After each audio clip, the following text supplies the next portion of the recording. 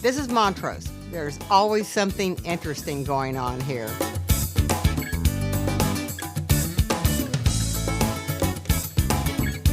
The primary intersection and really the heart of Montrose is Montrose and Westheimer. The view of downtown is so wonderful. I mean, it's a clear day today, and it's just absolutely spectacular. The whole Montrose ideal is that you do what you want to do as long as you don't bother me.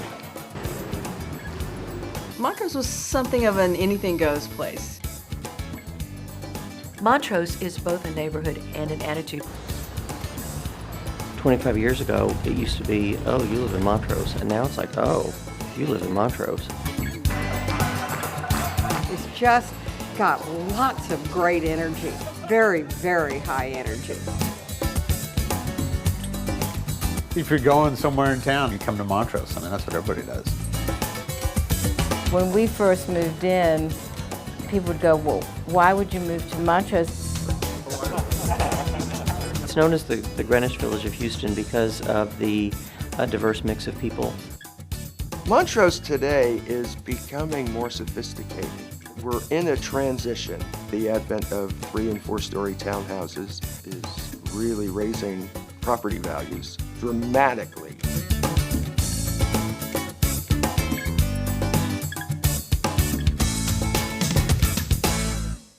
Montrose, an interesting, colorful, historic neighborhood near downtown Houston, is known all over the United States.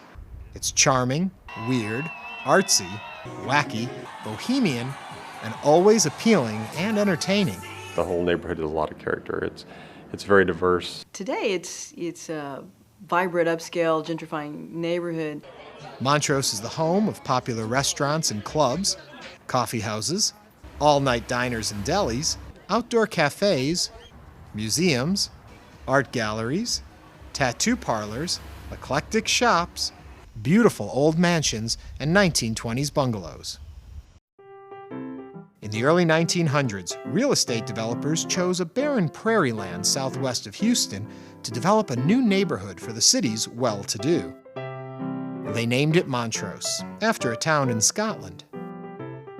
The main thoroughfare, Montrose Boulevard, was lined with huge mansions inhabited by the city's elite. All the homes in the area would have expansive lawns and large porches to capture the evening summer breeze coming in off the Gulf of Mexico. The first homes that were built here were built around the turn of the century, around 1900. And it's an interesting street in that it's a mix of every decade imaginable. You've got houses that are townhouses that are very recent here. These properties here were the early 1900s. You've got properties over on this side, apartment buildings that were built in the 50s. So it's very eclectic, but that's Montrose. Montrose is very eclectic. We're coming up now on some of the wonderful mansions on Lovett Boulevard, which was a grand street. It's got the median going down it with all of the big oak trees. Back in the 20s, probably in the 30s, it was an upper class neighborhood. Then in the 30s, a lot of the bungalows were built alongside the big 2-story mansions. Then it got older, and in the 40s and the 50s, it was the flight to the suburbs to get away from the city, and it was a cheap area for people to move in. So the artists and the gays and everybody moved here. In the 1960s, the area went through a transformation, and the faces of the residents began to change. Montrose, or the Montrose as it's sometimes called, welcomed anyone who marched to the beat of a different drummer. That neighborhood was kind of the Haight-Ashbury of Houston, which adapted well to become a combination of Haight-Ashbury and Castro in putting things in San Francisco terms. Well, I moved to Montrose back in 1967. I almost felt like I was home. It was an environment for me that I felt safe in. By the 1970s, Montrose was living on the edge, and the area became home to the largest gay population in Texas. These men and women converted an older, somewhat run-down neighborhood into a prime entertainment and residential area, an area where they felt safe to live their lives and be themselves. It was the place in Texas to come to if you were gay or lesbian. And because it was so open here, you could walk around in what was like your own village in your own town. I first started coming into Montrose in the 70s when I began attending Rice University. Montrose had deteriorated. When I moved to Houston, Montrose was still a little bit on the seedy side. People started looking around and said, wait, there's a lot of garage apartments here, rent's cheap. And so we started moving in and gentrifying the neighborhood. It was artists, it was resale shops, and the gay community. When we came, the largest population group in Montrose were widows living in houses their husbands had bought or built. Then their husbands died and they were living on fixed income and the houses were torn down. I've been coming to Montrose since I was 18, you know. I remember everybody cruising up and down Westheimer. When I was a drama student, we wanted to hear folk music, we wanted to hear Shake Russell, so we would go to Anderson Fair, which is still there, or we'd go to a little house called Corky's. Oh, I love the area. I like being able to walk to restaurants, to be just a few minutes from my office in downtown. It's very friendly. Montrose to me has been a place where I feel welcomed, where I feel like I'm not imposing on anyone. I don't have to be something that I'm not. Plus the fact that I just always thought Montrose was colorful and fun. The real attraction of Montrose, that it was an inner city community with access to all the cultural music and arts things of the inner city. Bordering to the south of Montrose are Rice University and Houston's Museum District. Today, most of the grand homes on Montrose Boulevard have been converted to businesses or replaced with apartment buildings. I never looked at it as to what it looked like, it was what it felt like. And the comfort value, and the people that I met here and that lived here were so friendly. And so if it's a physical thing, I really can't tell you.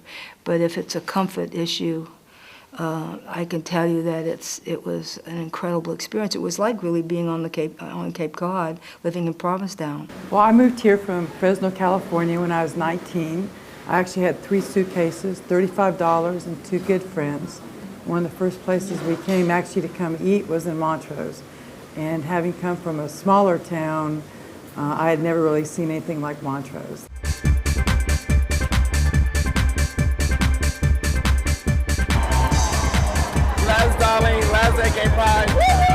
You're coming from some little town in West Texas or some little town in the middle of nowhere, somewhere else in the country, and you've never met another gay person, and you've never found a place that was safe to be out.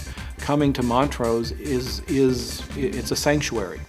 It's Disneyland, it's Mecca, it's all those things rolled into one. It's where, and it has that attraction, and that's why people hear about it and then they show up here.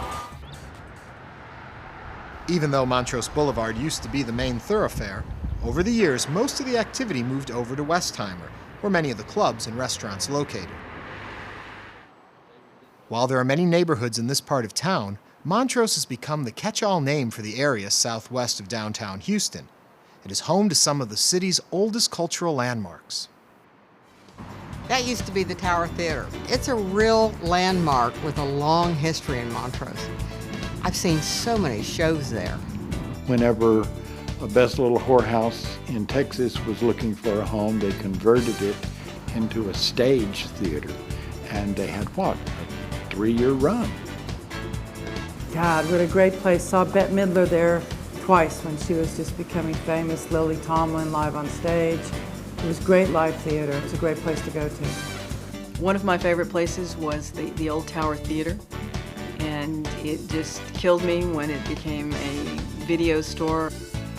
You could find everything in Montrose, and people really were walking on the streets at night, going from a gallery or a little club to a restaurant.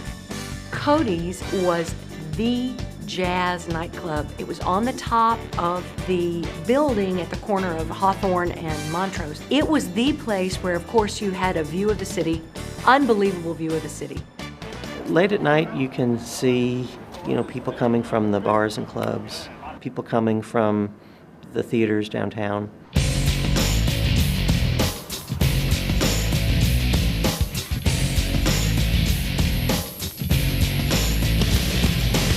Dan Martin is a tattoo artist with a successful business in Montrose. I tattooed a doctor just last week. I've tattooed one of my clients that I just started again as a therapist. I've done physical therapists. I've done all sorts of people. And I don't think I've tattooed a lawyer yet.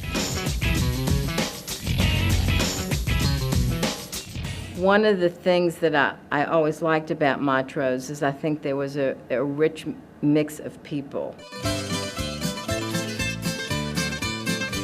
The annual Greek Festival has been held the first week of October for more than 40 years.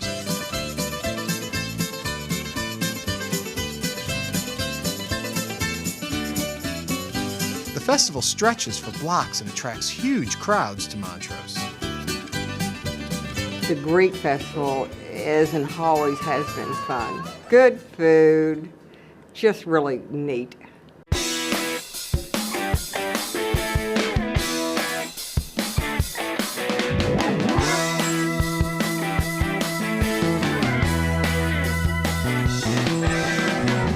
I think of Montrose and favorite memories. I always think of the West Harm Art Festival.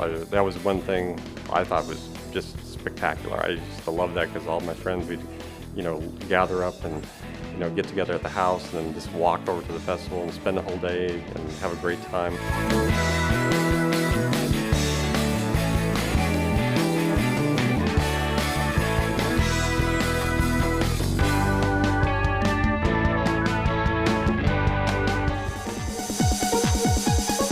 Montrose was the party entertainment center of Houston. Where else can you find a disco Kroger? It was called that because after the parties ended and the clubs closed down, the crowds moved over to Kroger's on Montrose Boulevard. And to this day, it's still called Disco Kroger.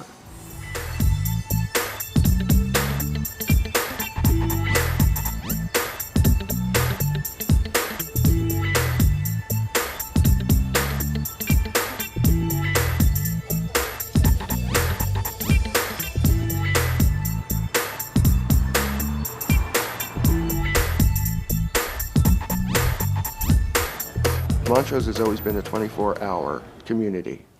That's what I liked about it. I've been here long enough to remember the old Art Wren's, of which everybody kind of went to after they'd gone to the bars. Art Wren's was unique in that it was a mom and pop restaurant, very small actually, and every Sunday morning and afternoon, all the people from church would be there. However, Friday night and Saturday night is when the drag queens and the leather folks took over, and it was just a party within itself. There was a line out the door. Most outrageous things that went on there. There was just a great acceptance here. It was sort of on the tail end of the 60s, sort of the hippie movement.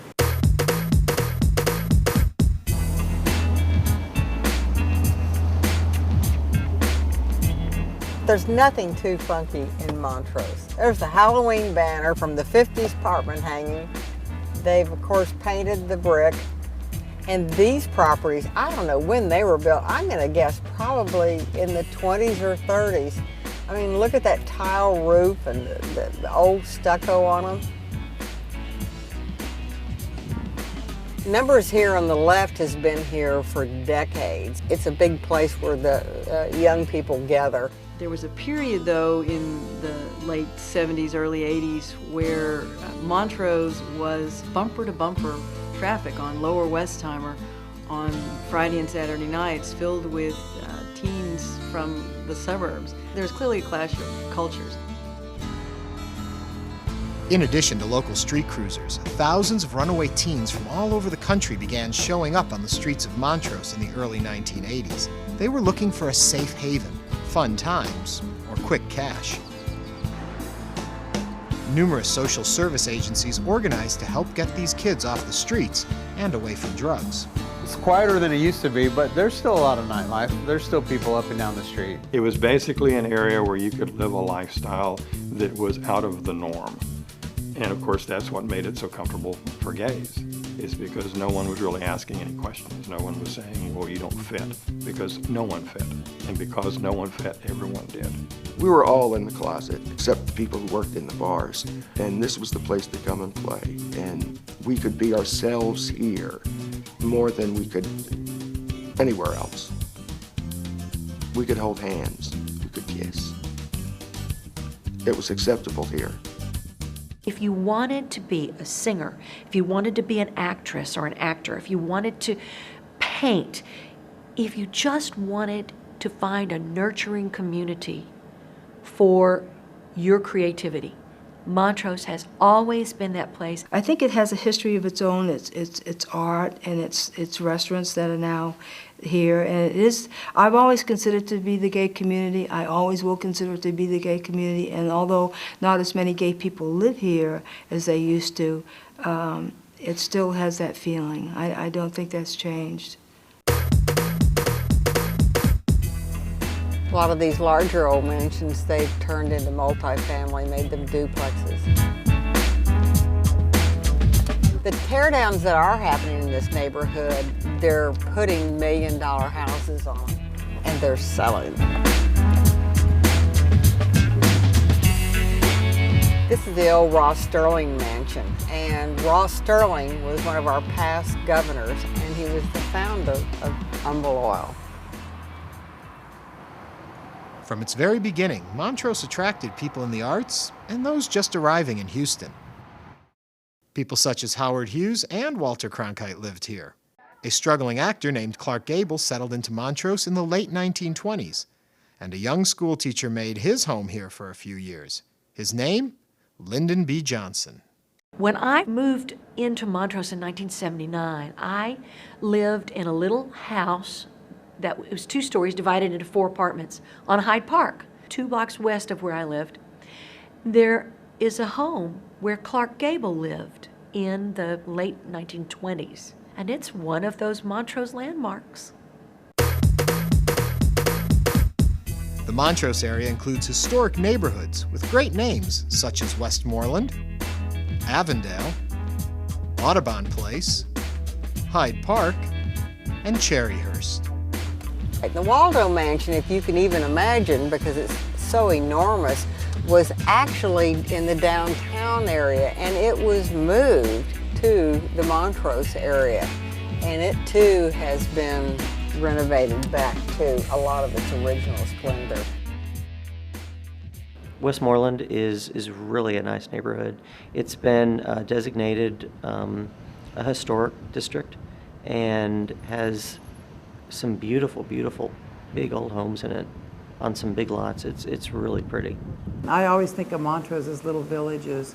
I think every part of Montrose is very distinct and different. People want to be in the heart of the city, and there's always something going on. I think our house in Montrose was built in the 1920s, and we just like the feel of the neighborhood. I absolutely love Lower Westheimer. I have a house that was built in 1911. The house that I live in currently is built in 1897. It's a Queen Anne Victorian style. It's 3 stories. It's got a lot of stained glass windows. I've got a double lot, a lot of flowers. It's a neat old home. When I first bought the house, it was a legal office, a law office, and it hadn't been lived in for over a year. It took about 1.5 years to renovate it and to bring it back to its original state. And now it's a great home, and I do a lot of entertaining there. I've had the honor many years of being involved with entertainment for an event called Bringing in the Green, and it benefits the Montrose Counseling Center. By 1978, with the influx of so many newcomers to the neighborhood, community leaders realized the need for an agency to deal with quality of life issues, and the Montrose Counseling Center was formed. The center is a nonprofit organization that offers mental health services primarily to gay men and women, but reaches out to all of the Montrose community.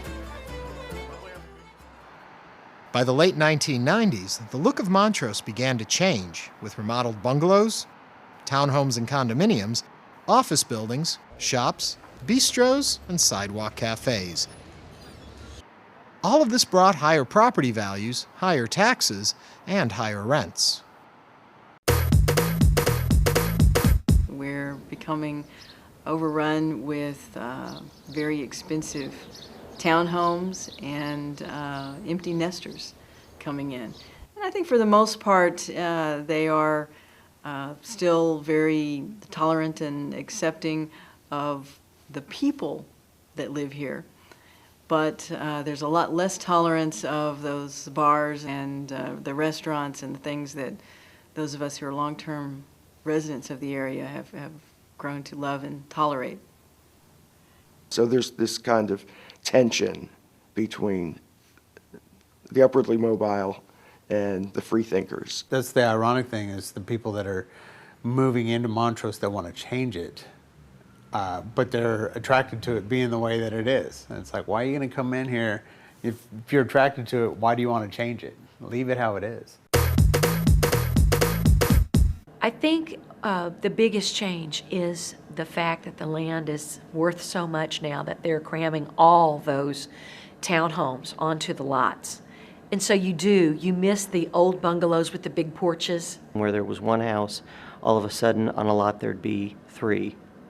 Or where there were 2 houses on a lot, all of a sudden there'd be 6 or 8. I would say Montrose is more trendy now than funky because I feel that it's changed its whole style. It used to be such a strong gay neighborhood. But the same thing happened in Montrose. It happened in Oak Lawn and Dallas. It happened in Atlanta. That happened in San Francisco. And that is, once the gay community went in and fluffed it up, then here came the straight community. And at that point, the prices went up. It became more difficult for many of the people in the gay community to live there, and a lot of them were driven out. In spite of its glamour and active nightlife, underneath it all, Montrose is, and always has been, a residential neighborhood. Behind the glitzy neon lights and brand new townhomes, you'll find an aging neighborhood with an aging gay population. Gay men went into an area that was seedy, and they started fluffing it up and changing it, and more gay people and lesbians came. And they had businesses and shops and restaurants that catered to us. And we were urban pioneers. We moved into an area no one wanted to live in. We fixed it up. It became popular. Of course, it drove up the prices. Other people couldn't afford to live here. Oftentimes, gay elders are misunderstood and unappreciated by the general population, and even neglected by traditional social services and health providers. There are a lot more senior gay and lesbian people that have problems, both in health and in housing.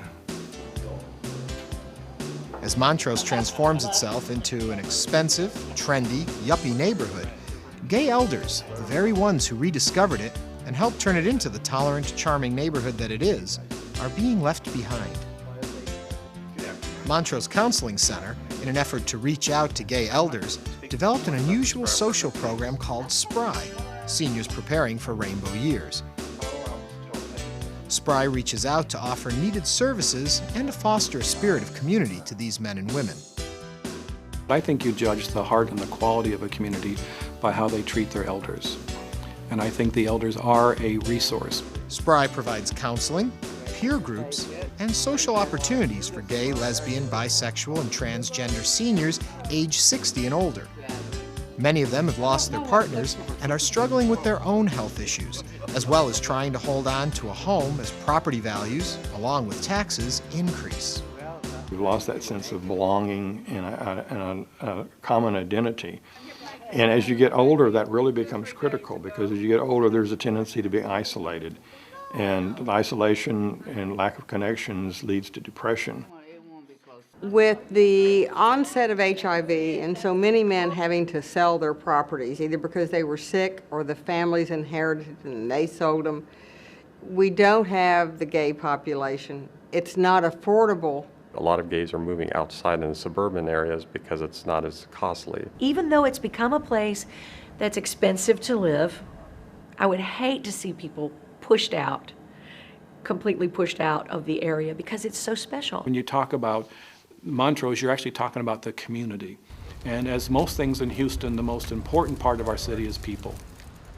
We need to somehow hold on to what's really been the core of Montrose. It's a choice that you make, that you want to be here in the middle of everything. You want to be a little edgy, you want to be creative, and I think it still stands for that. As the gay seniors begin to disappear, they leave behind an important tradition of tolerance and acceptance. It's the heart and soul of Montrose, that which made it a welcoming place for people of all orientations to live, work, and be entertained.